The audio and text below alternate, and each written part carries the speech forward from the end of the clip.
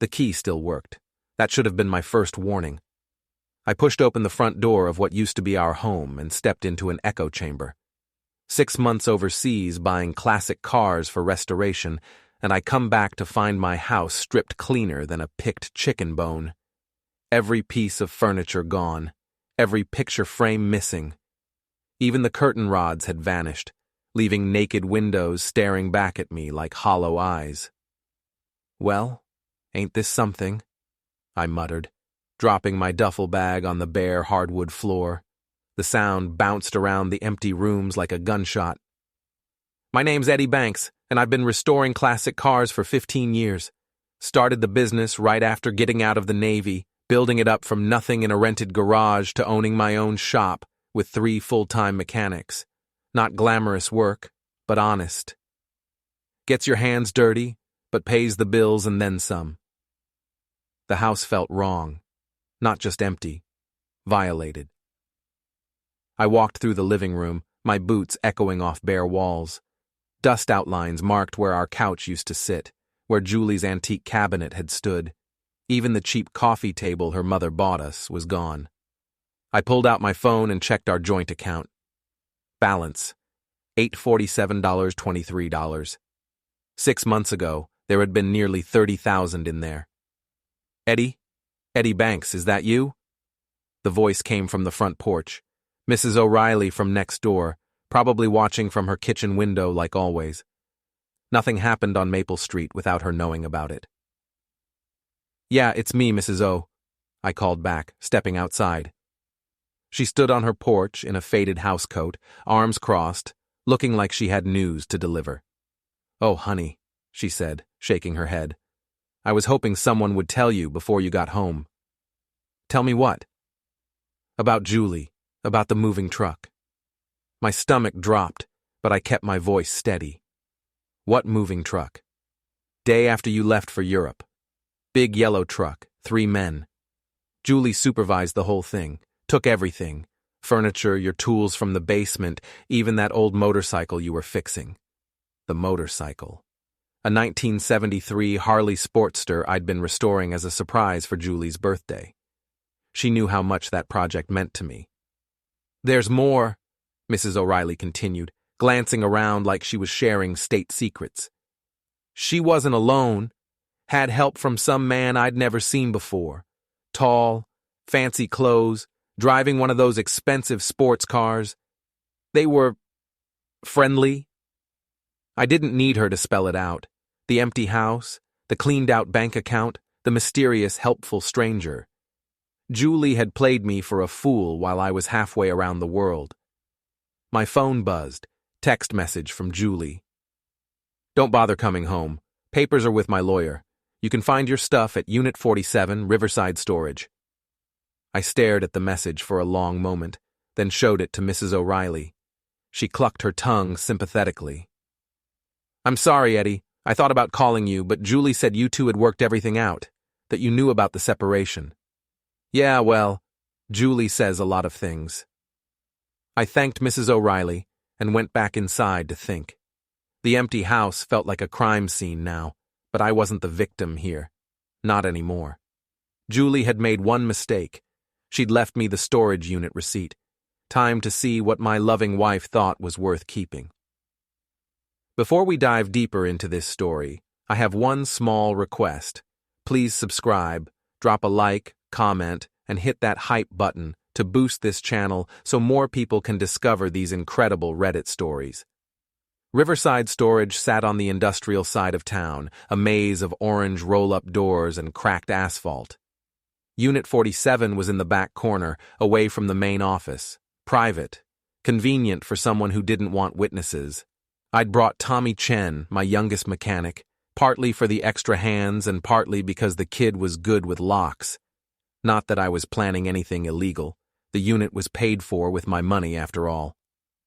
"Boss, you sure about this?" Tommy asked, eyeing the padlock. "What if she changed the rental agreement? Then we'll deal with that when it happens."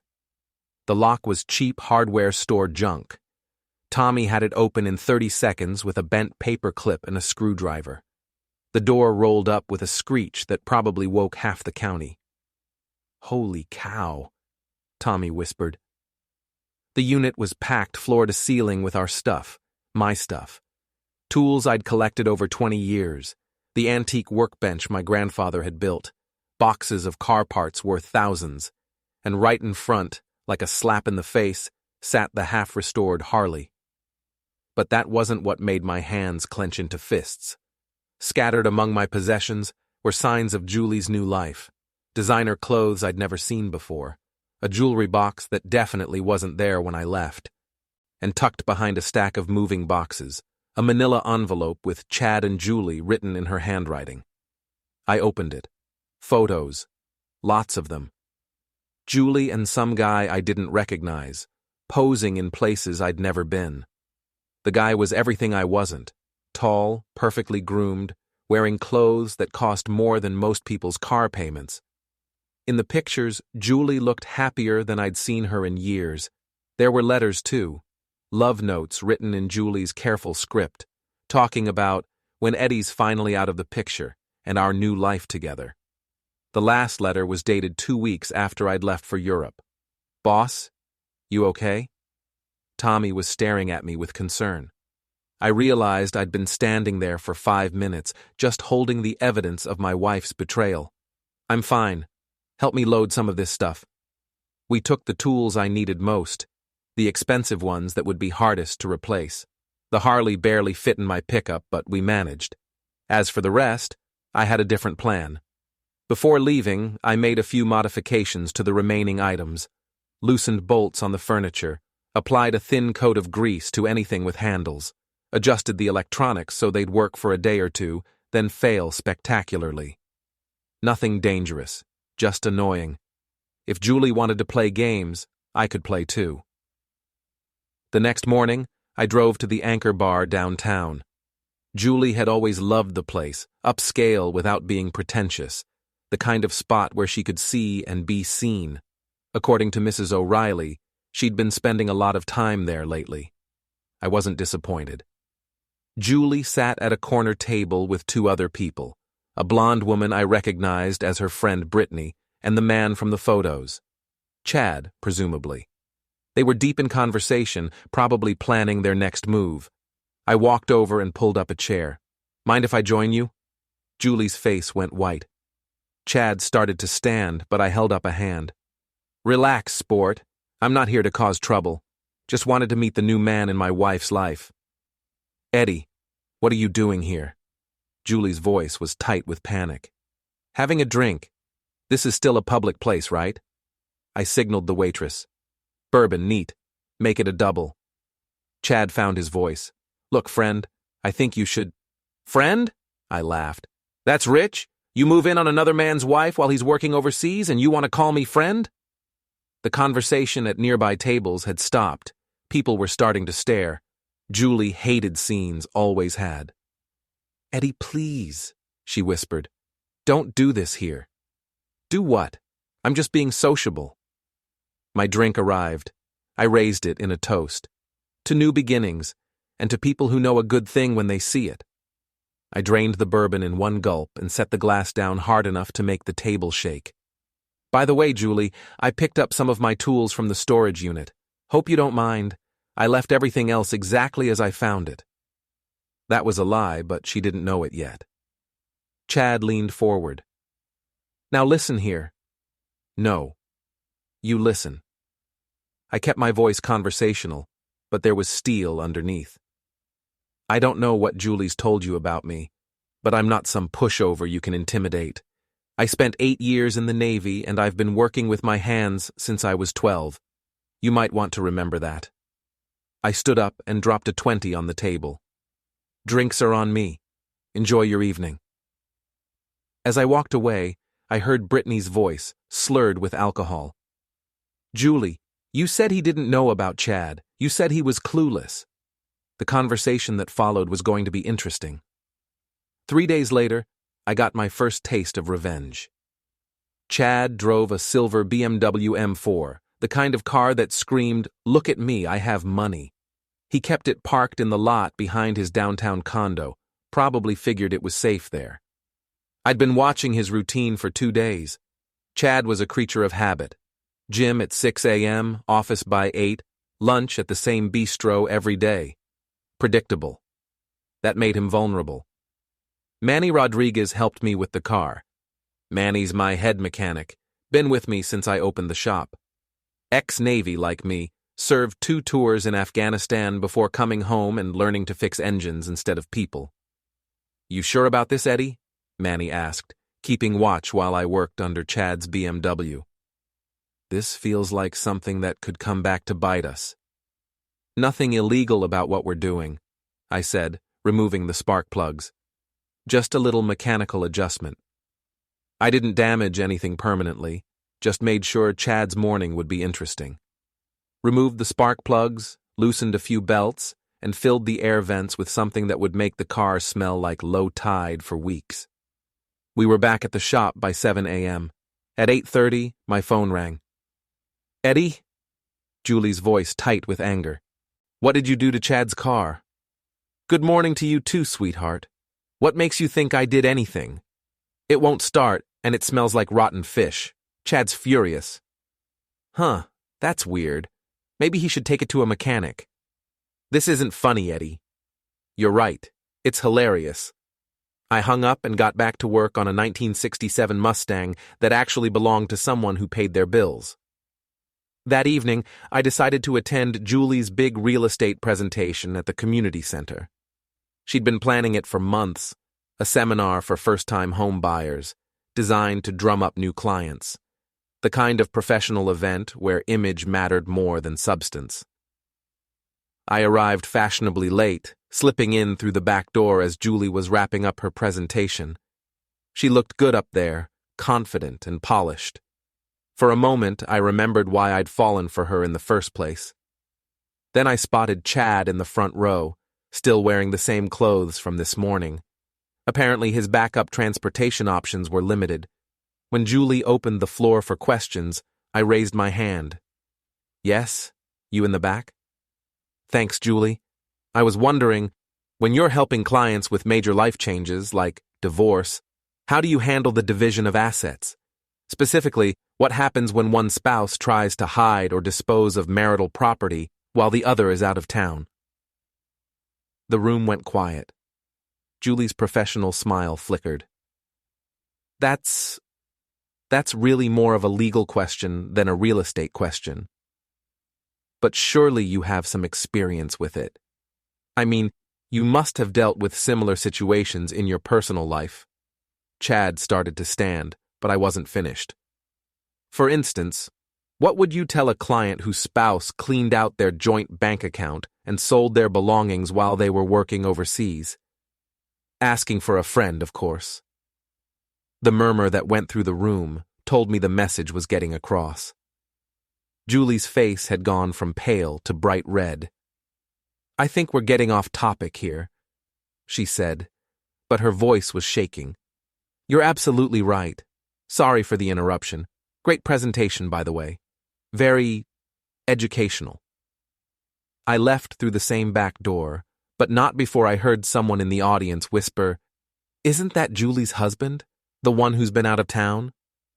The gossip mill in our town was more efficient than the internet.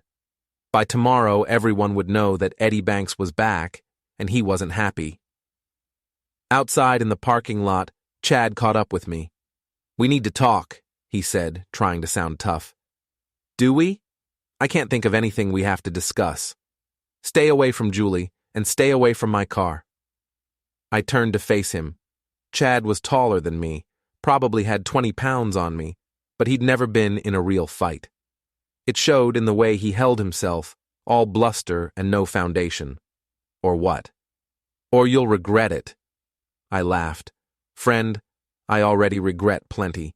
Regret marrying a woman who'd sell out her husband for a guy with a fancy car. Regret trusting someone who'd clean out our bank account the minute I left town. Regret wasting 15 years on someone who never appreciated what she had." I stepped closer. Chad tried to hold his ground, but I could see the uncertainty in his eyes. "But you know what I don't regret? Coming home. Because now I get to watch this whole thing fall apart." "You're threatening me." Nope. I'm promising you. Touch my life again, and you'll wish you'd never met her. Chad tried to grab my shirt. Big mistake. I caught his wrist, twisted it behind his back, and put him face first against his rental car. Not hard enough to hurt him, just hard enough to make the point. Like I said, I whispered in his ear, 8 years Navy, 20 years working with my hands. You might want to remember that. I let him go and walked away. Behind me, I could hear him trying to explain to the small crowd that had gathered why he was pressed against a Honda Civic like he was under arrest. Tomorrow was going to be even more interesting. The next morning brought visitors to my shop. Julie's parents, Richard and Margaret Whitmore, arrived in their pristine Cadillac like they were inspecting a crime scene. Richard wore his usual 3-piece suit. Margaret clutched her purse like it contained the crown jewels. They'd never liked me. To them, I was the grease monkey who'd stolen their daughter away from her potential. The fact that Julie had been working at a coffee shop when we met never seemed to factor into their calculations. Edward, Richard said, not bothering with pleasantries, we need to discuss your recent behavior. Do we? I wasn't aware my behavior was any of your business, Dick. He hated being called Dick, always had. Your harassment of Julie and her friend stops now, Margaret chimed in. We've spoken to our attorney. I wiped my hands on a shop rag and gave them my full attention. Harassment? That's interesting. What exactly have I done that constitutes harassment? The incident at the community center, Richard said. The vandalism to Chad's vehicle. The break-in at the storage facility. Break-in? I used a key to access property that was paid for with my money. As for Chad's car, I haven't touched it. Maybe he should take better care of his toys. Margaret stepped forward. We know what you're doing, Edward. You're trying to humiliate Julie because you can't accept that she's moved on. Moved on? I laughed. Is that what we're calling it? She cleaned out our bank account and sold my tools while I was working overseas. But sure, let's call it moving on. Those tools were marital property, Richard said. Julie had every right to dispose of them as she saw fit. I walked over to my desk and pulled out a folder I'd been preparing for this exact conversation. Actually, Dick, you're wrong about that. See, I kept very careful records of everything I owned before Julie and I got married. Tools, equipment, the motorcycle, all of it purchased with my money before we tied the knot. Legally speaking, she had no right to touch any of it. Richard's face went red. You can't prove that. Receipts, bank statements, even photos with dates. My lawyer says it's pretty cut and dried. Julie committed theft, and Chad received stolen property. But hey, I'm a reasonable guy. I'm willing to let it slide if everyone just leaves me alone. The Whitmores exchanged glances. This wasn't going the way they'd planned. What do you want? Margaret asked. Nothing from you two, but you might want to have a talk with your daughter about the company she keeps. Chad's not the upstanding citizen she thinks he is. That was a bluff, but they didn't know it. Yet. After they left, I called Tommy over. How are you with computers, kid? Pretty good. Why? I need you to do some research on our friend Chad. Social media, business records, anything you can find. Nothing illegal, just public information. Tommy grinned. I can do that.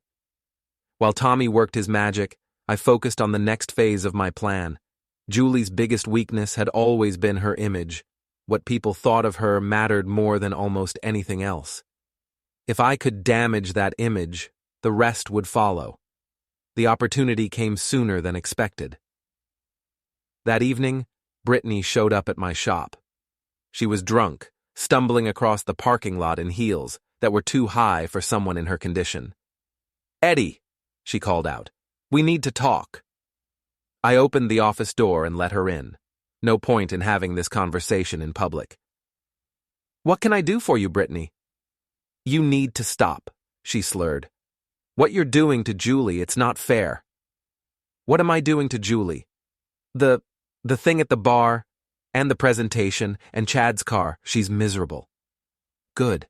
She should be miserable. She destroyed my life while I was trying to make a living. Brittany swayed on her feet. You don't understand. She didn't want to hurt you. It just happened. What just happened? Chad. The affair. She tried to resist, but he's so persistent and charming and rich. I poured myself a cup of coffee and waited. Drunk people always talk too much if you gave them space. She was lonely, Brittany continued. You were always working, always focused on your stupid cars. Chad made her feel special. So this is my fault? No, yes, I don't know. She started crying. It's all so messed up, and now Chad's talking about moving to Florida, and Julie doesn't know what to do. Moving to Florida? His business is expanding. He wants Julie to come with him, but she's scared. What if it doesn't work out? What if he gets bored with her like he did with his ex-wife? His ex-wife? The one in California, and the one in Texas. Chad's been married 3 times, Eddie. Julie doesn't know about the other 2. Now we were getting somewhere. I helped Brittany to a chair and got her some water. Tell me about Chad's ex-wives. The story that came out was better than I'd hoped. Chad Foster was a serial husband, moving from state to state, marrying women with money or property, then disappearing when things got complicated. He'd been investigated for fraud twice, but never charged. You can't tell Julie I told you this, Brittany sobbed. She'd never forgive me. I won't tell her you told me. But Brittany, you need to think about what kind of friend you're being. Julie's about to make a huge mistake, and you're the only one who can stop her. After Brittany left, I sat in my office and planned the next move. Chad was a con man, and Julie was his latest mark. But con men had weaknesses. They relied on their marks not knowing the truth about their past. Time to shed some light on Chad Foster's history. Tommy knocked on the office door. Boss, I found some interesting stuff about your friend Chad. Let's hear it. Tommy spread printouts across my desk. Chad Foster, age 42, originally from Nevada, owns Foster Development, specializes in house flipping. But here's the interesting part. He's been sued 6 times in the last 5 years. Breach of contract, fraud, failure to pay contractors. And look at this. He handed me a newspaper clipping from a Las Vegas paper. Chad Foster, local businessman, questioned in connection with real estate fraud investigation. No charges filed. What about the marriages? That took some digging, but I found records for 3 marriages in 3 different states. All ended in divorce within 2 years. The pattern's pretty consistent. He marries women with assets, gets access to their money, then disappears when they start asking questions. I studied the information. Chad wasn't just a home wrecker. He was a professional predator. Julie might have betrayed me, but she didn't deserve to be his next victim. The question was, what was I going to do about it? I spent 2 days setting up the perfect trap. The invitation went out on Tuesday. Julie and Chad, I'd like to invite you both to dinner this Friday at the house. It's time we talked like adults and figured out how to move forward. 7 p.m. I'll cook. Eddie, Julie called within an hour. What's this about, Eddie? Exactly what it says. We need to talk, and I figured neutral ground would be better than meeting in public again. The house isn't neutral ground, it's your house. Actually, it's our house, at least until the divorce is final. There was a long pause. Chad doesn't think this is a good idea. Chad's welcome to stay home, but if he wants to be part of your life, he needs to face the man whose life he helped destroy, unless he's too much of a coward. That did it. Men like Chad couldn't resist a challenge to their courage, especially when it came through their woman. Fine, we'll be there. Friday evening, I prepared for the most important performance of my life. The house was still mostly empty, but I'd set up a card table in the dining room with 3 chairs and my grandmother's good china. Candles provided the only light, casting shadows that danced across the bare walls. I'd prepared a simple meal. Grilled chicken, roasted vegetables, nothing fancy. This wasn't about the food. Julie and Chad arrived exactly on time. Julie wore a black dress I'd never seen before, probably bought with my money. Chad had gone with business casual, like this was a merger negotiation instead of a confrontation. "Eddie," Julie said carefully, "thank you for inviting us." "Thank you for coming. Please sit." We ate in awkward silence for the first few minutes. Finally, Chad cleared his throat. "So, Eddie, Julie tells me you're in the car restoration business." "That's right. Been doing it for 15 years. Built the business from nothing." I looked directly at Chad. "I believe in working for what I have, not taking shortcuts." "I respect that. I'm in development myself. House flipping, mostly." "Interesting. How long have you been in that business?" "About 10 years. Started in Nevada, moved around a bit. You know how it is. You go where the opportunities are." I nodded. "Must be hard, starting over in new places all the time. New clients, new relationships, new wives." Chad's fork paused halfway to his mouth. "Excuse me?" "I said new wives. You've had 3 of them, right? Nevada, California, Texas. Or am I missing one?" The color drained from Julie's face. "What are you talking about?" I reached under my chair and pulled out the folder Tommy had prepared. Chad Foster, married to Linda Foster in Nevada, 2015 to 2017. Married to Patricia Foster in California, 2018 to 2020.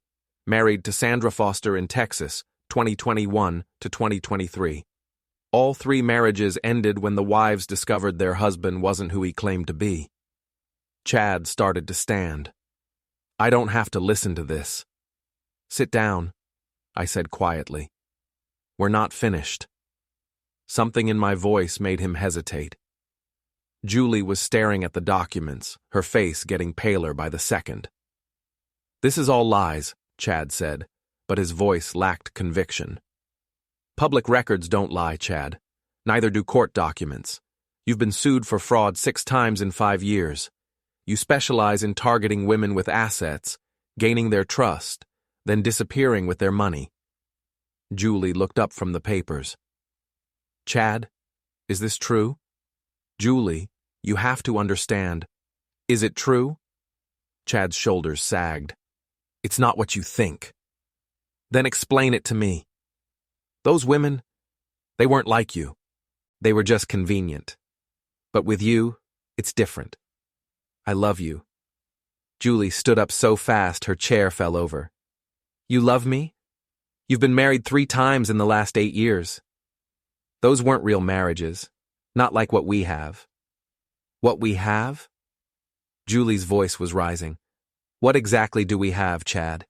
You helped me steal from my husband, convinced me to empty our bank account, and now I find out you're a professional con artist?"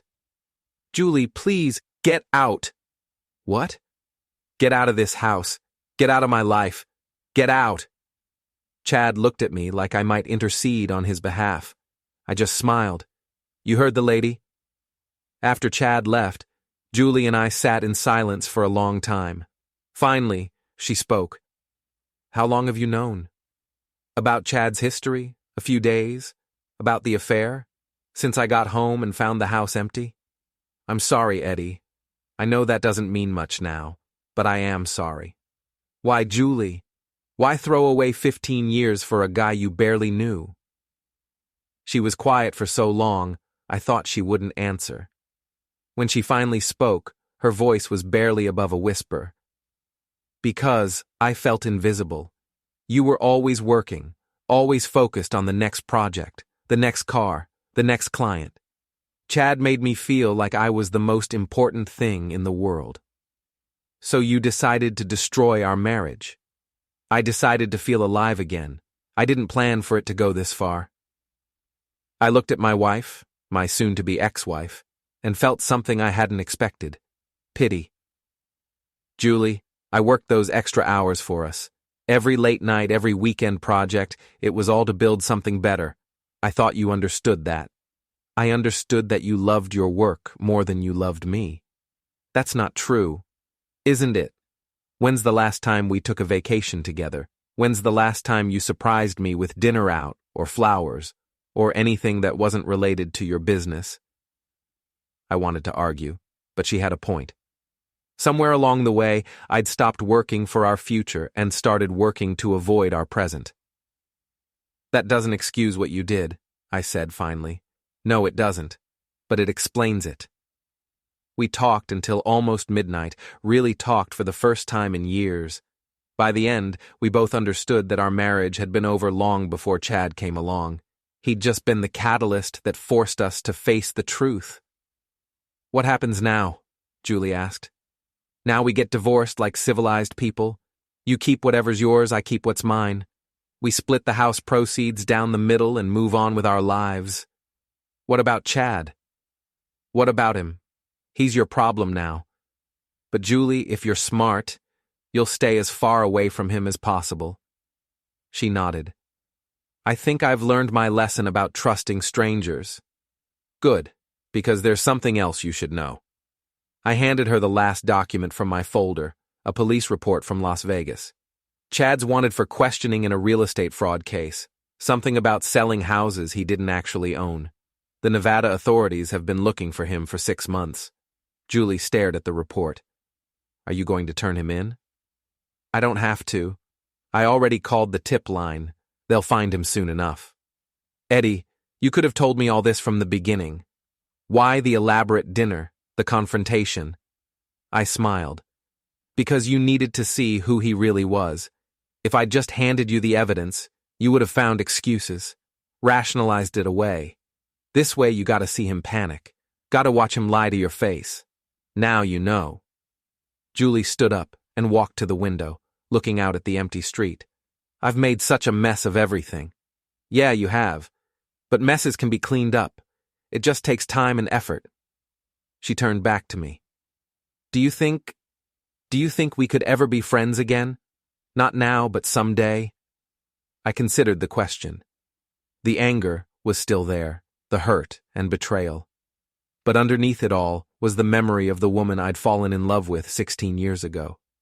Maybe, with enough time and distance, we could find our way back to something resembling friendship.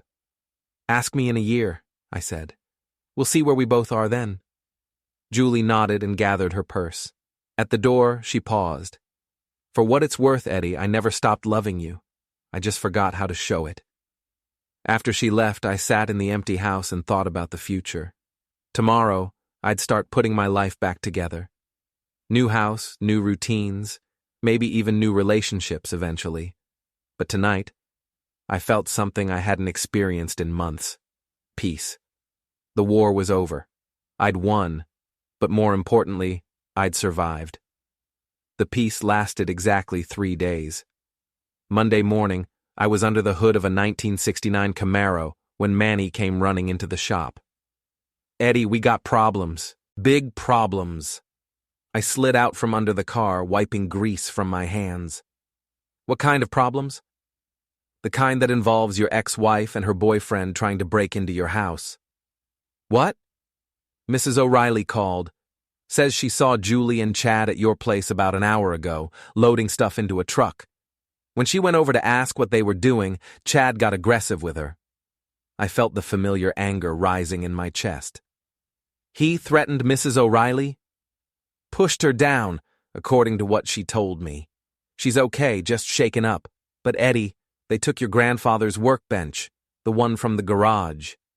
That workbench was the one thing I'd specifically told Julie she couldn't have.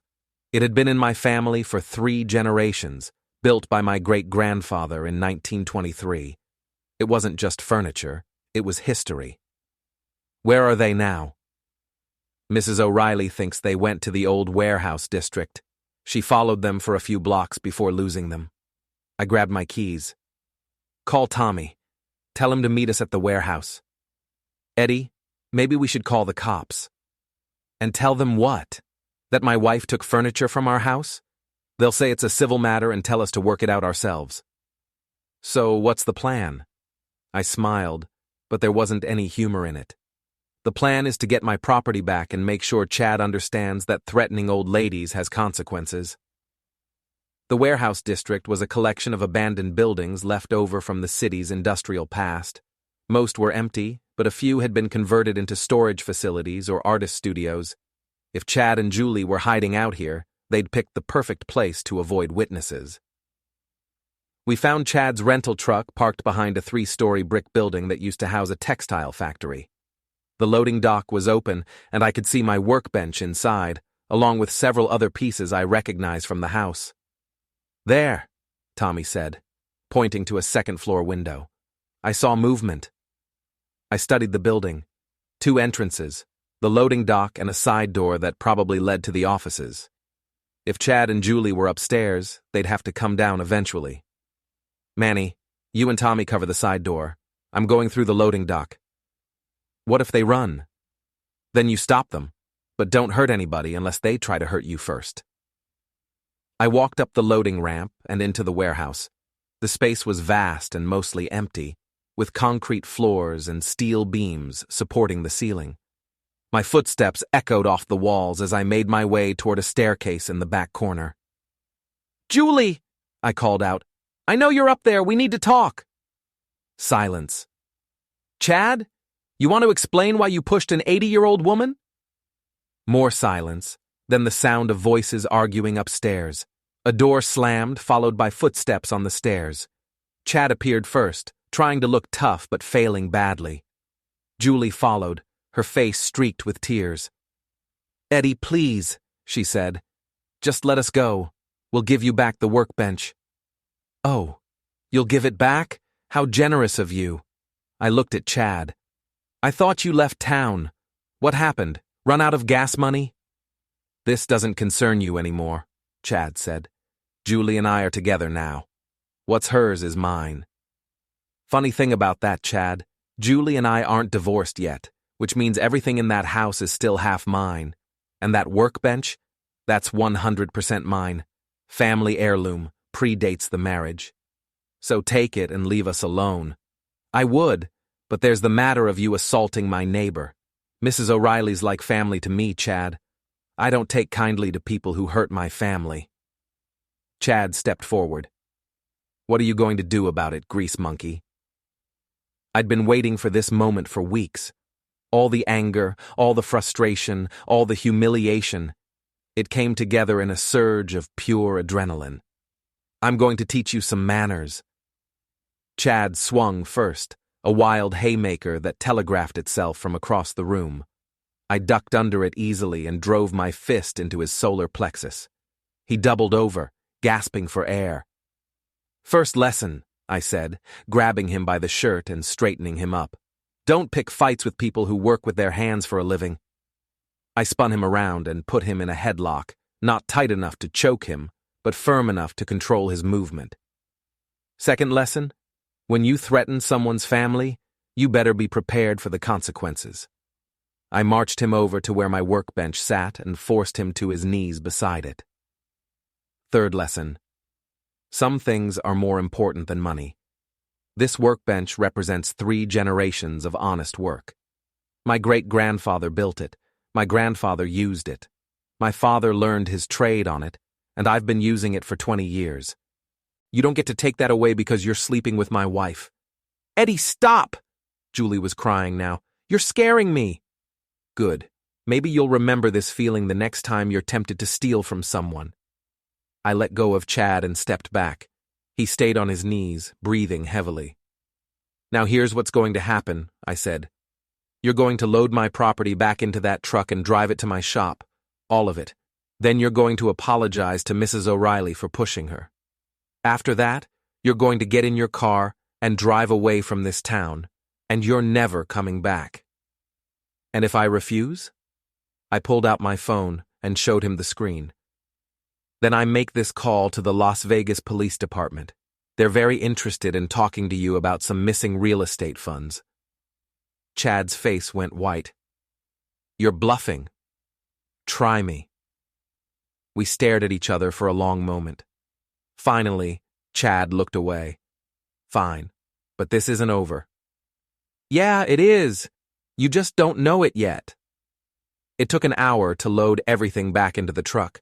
Chad did most of the work, while Julie sat in the corner, alternating between crying and staring into space. I felt a little sorry for her. She'd thought she was trading up for a better life, and instead, she'd gotten tangled up with a career criminal. When the truck was loaded, I followed them back to my shop. Chad unloaded everything without a word, then got into his rental car and drove away. I never saw him again. Julie lingered for a few minutes after Chad left. "What am I supposed to do now?" she asked. "Whatever you want. You're a free woman, Julie. For the first time in your adult life, you get to make your own choices without worrying about what some man thinks." "I'm scared." "Good. Being scared means you're paying attention. Use that fear to make better decisions." She nodded and walked toward her car, then stopped and turned back. "Eddie, I know I don't deserve it, but thank you. For saving me from Chad, I mean. You could have just let him destroy my life." "Yeah, I could have. But that's not who I am."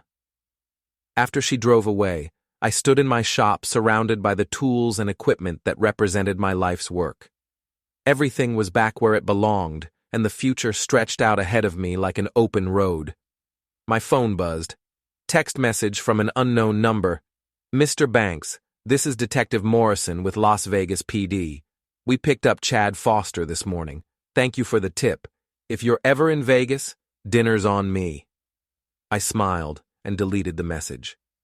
Justice had been served, my property was returned, and my enemies were scattered to the winds. The war was over, and I had won completely. Time to get back to work.